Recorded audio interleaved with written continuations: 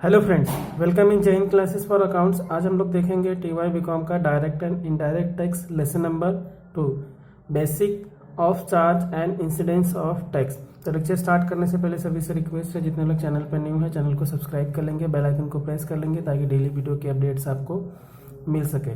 चलो स्टार्ट करते हैं। अभी सेकेंड लेसन में हम लोग आज देखेंगे basic of charge and incidence of tax में रेसिडेंशियल स्टेटस सेक्शन 6 में आता है। अभी रेसिडेंशियल स्टेटस क्या होता है उसको देखेंगे हम लोग। The incidence of tax on any assessee depend upon his residential status under the act for all purpose of income tax. Tax payer are classified into 3 broad categories on the basis of their residential status wise. तो यहाँ पे जो incidence of tax होगा, जो कोई भी SEC रहेगा तो वो किसके ऊपर डिसाइड होगा, जो उसका रेसिडेंशियल स्टेटस रहेगा उसके बेस पे डिसाइड होगा। ठीक है, तो कौन से 3 ब्रॉड कैटेगरीज है रेसिडेंशियल स्टेटस के, तो यहाँ पर 3 कैटेगरीज दिया है। कौन कौन सा? फर्स्ट दिया है resident and ordinary resident, second resident but not ordinary resident, और थर्ड क्या है? Non resident. ये क्या है? ये इनका 3 कैटेगरीज है किसका? रेसिडेंशियल स्टेटस का। अब हम लोग इसमें देखेंगे तीनों कैटेगरीज को अगर जैसे सेटिस्फाई करना है तो उसके लिए क्या कंडीशन रहेंगी। जैसे कौन से पर्सन को हम लोग बोल सकते हैं रेसिडेंट एंड ऑर्डिनरी रेसिडेंट, कौन person resident but not ordinary resident रहेगा, किसको हम लोग नॉन रेसिडेंट बोल सकते हैं। तो उसके लिए क्या यहाँ पे डिफरेंट कैटेगरीज दी हुई हैं, तीनों अलग अलग रेसिडेंशियल स्टेटस के लिए। तो अभी यहाँ पे दिया है रेसिडेंशियल स्टेटस ऑफ इंडिविजुअल। ठीक है, Under section 6 subsection 1 an individual is said to be resident in India any previous year if he satisfy any of the following condition। तो यहाँ पे उसको रेसिडेंस ऑफ इंडिया का कैटेगरी में आने के लिए उसको जो कंडीशन है वो फुलफिल करनी पड़ेगी। तो कौन सी एक कंडीशन इसमें से जो नीचे दी हुई है दोनों में से कोई भी एक कंडीशन उसको क्या करना रहेगा? फुलफिल करना रहेगा। कौन सी कंडीशन है चलो देख लेते हैं। फर्स्ट क्या दिया है? He has been in India during the previous year for a total period of 182 days और मोर। तो यहाँ पे क्या करना रहेगा? उसको 182 डेज और मोर प्रीवियस ईयर में स्टे रहना पड़ेगा इन इंडिया। सेकेंड कंडीशन क्या है? और या तो ये कंडीशन या फिर और ये सेकेंड वाली कंडीशन। सेकेंड कंडीशन क्या है? He has been in India during the 4 years immediately preceding the previous year for a total period of 365 days or more and has been in India for at least 60 days in the previous year। या फिर उसको क्या करना पड़ेगा? immediately preceding 4 years में 365 days and 60 days उसको क्या करना रहेगा? प्रीवियस ईयर में प्रेजेंट रहना रहेगा इंडिया में। अगर ये इन दोनों में से किसी भी एक कंडीशन को अगर फुलफिल करता है तो क्या आ जाएगा? रेसिडेंट ऑफ इंडिया, है कि नहीं। अब हम लोग देखेंगे यहाँ पे नोट उसका जो था, if the individual satisfy any one of the condition mention above he is a resident. If both the above condition are not satisfy the individual is a non resident, है कि नहीं। अब देखो यहाँ पे हम लोग को क्लियर हो गया। अभी देखो यहाँ पे हमें क्लियर हो गया है ना कि जैसे अगर वो इसमें से कोई भी एक कंडीशन अगर वो फुलफिल कर लेता है ना, इसको हम लोग क्या बोलेंगे? Basic condition. तो रेसिडेंशियल स्टेटस का अगर बेसिक कंडीशन अगर इसमें से कोई भी एक कंडीशन फुलफिल कर लेगा तो क्या आ जाएगा? Residential in India.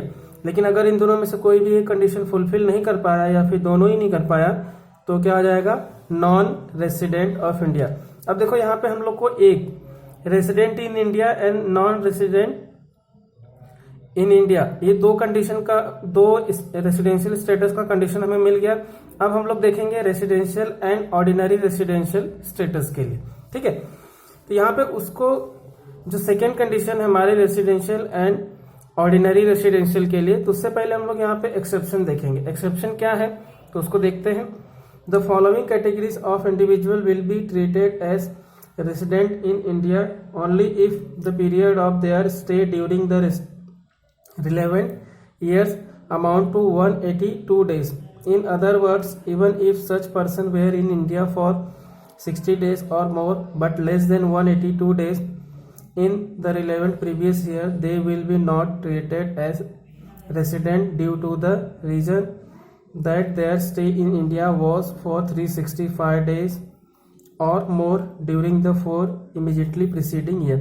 जैसा कि कंडीशन में बताया कि उसको क्या है 60 डेज सिर्फ नहीं, 60 डेज से ग्रेटर और 182 डेज से अगर कम रहेगा तो क्या आ जाएगा नॉन रेसिडेंट ऑफ इंडिया। उसको क्या करना पड़ेगा 182 डेज से मोर या फिर 365 days more in preceding previous year and 60 days in previous year, ये कंडीशन फुलफिल करनी रहेगी। अभी यहाँ पे एक्सेप्शन में 2 पॉइंट दिया हुआ है, कौन सा, Indian citizen who leaves India during the relevant previous year as a member of the crew of an Indian ship और for purpose of employment outside in India, और सेकेंड क्या दिया है इंडियन सिटीजन और person of Indian origin engage outside India in an employment और business और profession और any other vacation who comes on visit to India during the relevant previous year, है कि नहीं। अब हम लोग देखेंगे नेक्स्ट। अब नेक्स्ट क्या है रेसिडेंशियल एंड ऑर्डिनरी रेसिडेंट का हम लोग क्या करेंगे यहाँ पे कंडीशन देखेंगे। रेसिडेंट एंड ऑर्डिनरी रेसिडेंट का ही फर्स्ट कंडीशन क्या है, ही is a resident at least in any 2 out of the last 10 years preceding the relevant previous year, ठीक है। उसके साथ में सेकेंड कंडीशन क्या रहेगी, his total stay in India in the last 7 preceding the relevant previous year is 730 days और मोर। अगर ये दोनों कंडीशन फुलफिल कर देता है और इसके साथ में ये जो फर्स्ट हमारा बेसिक कंडीशन था रेसिडेंशियल स्टेटस ऑफ इंडिविजुअल, इन दोनों में से अगर कोई एक कंडीशन फुलफिल करके फिर ये दोनों कंडीशन भी फुलफिल कर देगा तो क्या आ जाएगा resident and ordinary resident. If the individual satisfy both the condition mention above, he is a resident and ordinary resident, but if only one or none of the condition are satisfied, the individual is a resident but not ordinary resident। तो अगर आप देखोगे तो हमारा तीनों जो residential status की condition थी हमें क्लियर हो गई। रेसिडेंट के लिए क्या करना पड़ेगा 182 डेज और या फिर 365 days for preceding years and 60 days in previous year रहना पड़ेगा। अगर नहीं रहेंगे, इन दोनों में से कोई भी एक कंडीशन फुलफिल नहीं करेगा तो नॉन रेसिडेंट हो जाएगा। अब रेसिडेंट एंड ऑर्डिनरी रेसिडेंट के लिए क्या कंडीशन है, तो एटलीस्ट 2 years रेसिडेंट रहना पड़ेगा, है ना, लास्ट प्रीसीडिंग 10 years में, और उसके साथ में 730 डेज लास्ट प्रीसीडिंग 7 years में। अगर इन दोनों में से कोई भी एक कंडीशन फुलफिल करता है या फिर दोनों नहीं कर पाता है तो क्या हो जाएगा resident but not ordinary resident, है कि नहीं। तो ये हो गया हम लोग का पूरा रेसिडेंशियल स्टेटस का कंडीशन, जिससे हमें पता चलेगा। अभी इसके ऊपर जब क्वेश्चन आएगा determine the residential status of mister x या फिर जो भी पर्सन्स रहेंगे उनका नाम, तो उसके बेस पे आप क्या कर सकते हो डिटरमाइन कर सकते हो कि उनका रेसिडेंशियल स्टेटस क्या है, रेसिडेंट एंड ऑर्डिनरी रेसिडेंट है या फिर resident but not ordinary resident है या फिर नॉन रेसिडेंट है कि नहीं। अब हम लोग देखेंगे नेक्स्ट क्या है residential status and taxability of income. अभी जैसे जो भी उनका रेसिडेंशियल स्टेटस रहेगा उसके बेस पे किस तरह से उनकी टैक्सेबिलिटी रहेगी उसको हम लोग देखेंगे यहाँ पर, ठीक है। तो अभी देखो यहाँ पे कॉलम बनाया है नेचर ऑफ इनकम, कौन से नेचर से उनका इनकम आ रहा है। अभी ROR, RNOR एंड NR, तो इसका यहाँ पे मैंने फुल फॉर्म लिखा हुआ है। ROR का resident and ordinary resident, resident but not ordinary resident का RNOR, और उसके बाद नॉन रेसिडेंट का NR, ठीक है।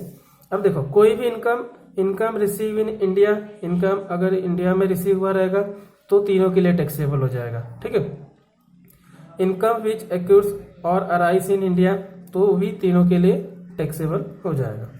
उसके बाद income deemed to be received in India, तो तीनों के लिए एप्लीकेबल हो जाएगा।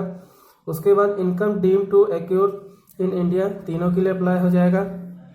उसके बाद क्या दिया है income which accrues and arise outside India from a business control from India profession setup in India, अगर कोई भी बिजनेस है उसका सेटअप अगर इंडिया में अगर है तो क्या आ जाएगा, resident, ordinary resident and resident but not ordinary resident के लिए वो सिर्फ अमाउंट का टैक्सेबल अप्लीकेबल होगा, नॉन रेसिडेंट के लिए रिजेक्ट हो जाएगा। उसके बाद लास्ट है एनी अदर इनकम विच एक्योर्स और अराइज आउटसाइड इंडिया, और कोई भी इनकम है जो आउटसाइड इंडिया का है तो क्या आ जाएगा, सिर्फ रेसिडेंट एंड ऑर्डिनरी रेसिडेंट के लिए टैक्सेबिलिटी कंसीडर होगा, बाकी दो resident but not ordinary resident and non resident में वो रिजेक्ट हो जाएगा। तो यहाँ पे हमने फर्स्ट लेसन पूरा कंप्लीट कर लिया है। इस लेसन में आपको सिर्फ दो चीजें याद रखनी है, एक रेसिडेंशियल स्टेटस की कंडीशन और second residential status and taxability of income. इसके ऊपर आपको 2 क्वेश्चन आएंगे 10 मार्क्स का बोर्ड के एग्जाम में, जिसमें बहुत ही सिंपल तरीके से आपको सॉल्व करना है, इसमें आप फुल मार्क्स स्कोर कर सकते हैं। तो ये वीडियो लेक्चर हमारा यहीं पर कंप्लीट हुआ। इस वीडियो लेक्चर में आपको कहीं पर किसी भी स्टेप में कोई भी डाउट हो कमेंट करके जरूर बताना।